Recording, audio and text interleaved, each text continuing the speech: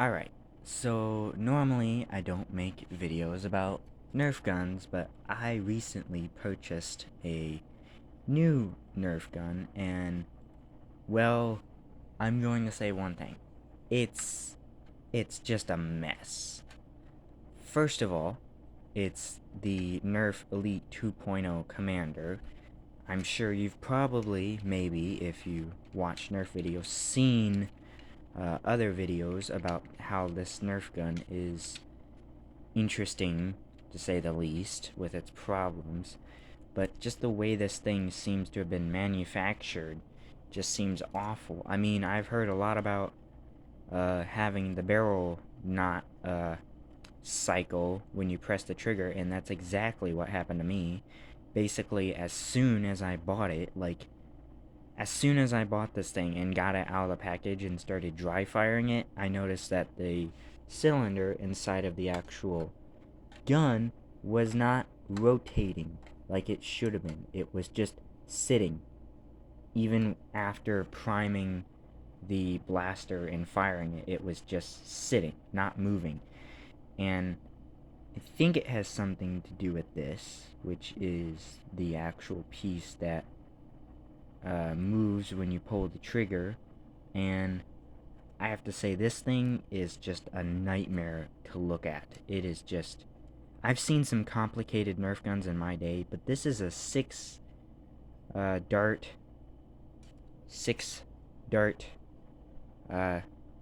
top prime blaster. I mean, I don't exactly know how Nerf makes these, but they've made similar blasters before.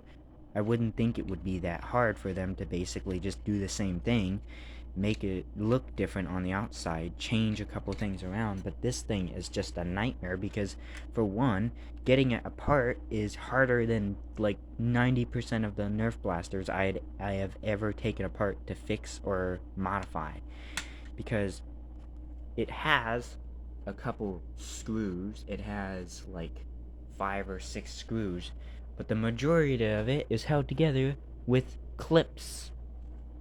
Why? Why? It's awful, because you're having to take... I had to take a flathead screwdriver just to pry it open, just to get it open. And I still really can't fix this thing because it's a manufacturing defect. It's just, ugh.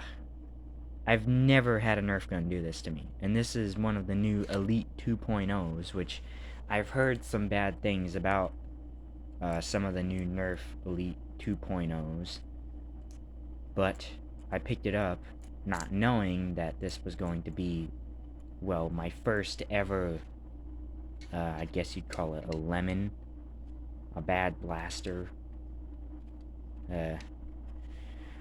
Also, one thing that intrigued me about the whole thing, this is the trigger,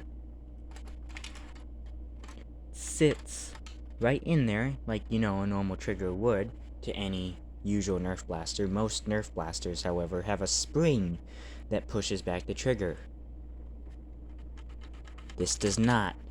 This little tiny flimsy piece of plastic against this piece right there, that is the trigger spring, trigger reset.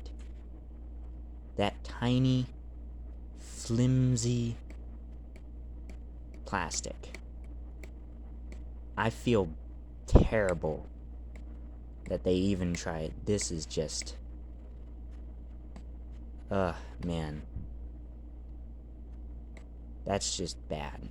Like, I've never had a Nerf gun. I've pulled apart many of my Nerf guns. I don't think I've ever had a Nerf gun that had a piece of plastic that not only was, one, just a simple piece of plastic, but two, a part of the trigger piece itself be the piece that pushes the trigger back into place. I mean, that's just awful. This whole thing, once I started taking it apart, was just, it was, man. And all because of the cylinder. All because this wouldn't rotate. Man. So, my advice, don't get this blaster.